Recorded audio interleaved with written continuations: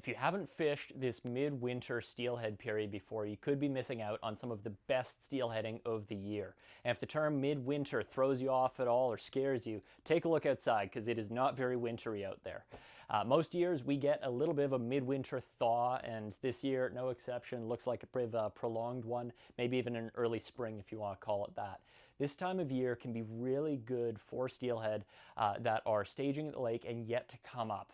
There is especially in our Lake Ontario rivers, a very large percentage of our fish which are spring running fish, meaning that they haven't even started to come into the river until now. What makes this period special is that we get snowmelt feeding the rivers as the water warms and raises those water levels, gives those rivers a little bit of stain to make those fish feel safe, and fishing can be phenomenal. So, what do you need to do to catch these fish? The water is still relatively cold, so they generally will hang out in slower water. So that means you're targeting the pools and the tailouts of runs.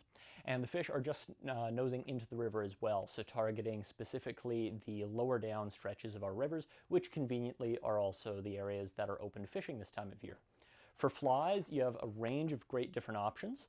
Your standard egg flies will work really well. Generally speaking, in the early stages of that melt period right now, the water is going to be a little bit higher and a little bit more stained, and so we're talking about brighter flies or dark ones that are going to contrast really well.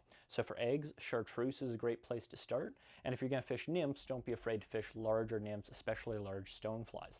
As that water does start to clear and drop, getting closer to spring, we're going to start fishing more natural tones. So for eggs, peach tones, and then as we get towards March, when our suckers start moving in and dropping their own eggs, sucker spawn or yellow kind of shades.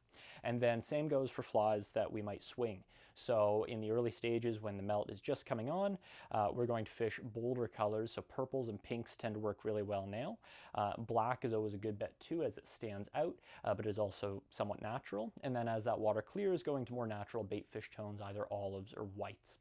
And then if you're going to swing as well, it definitely pays to throw a sink tip. If you haven't used one before, or if you're just using a single hand rod, poly leaders are a great place to start, either in the slow or the fast sink densities. You can just loop those on in place of a regular tapered leader and then add some tippet followed by your fly. If you need advice on where to go or what to use, come down to the shop. We're happy to help you out. We'll see you on the water.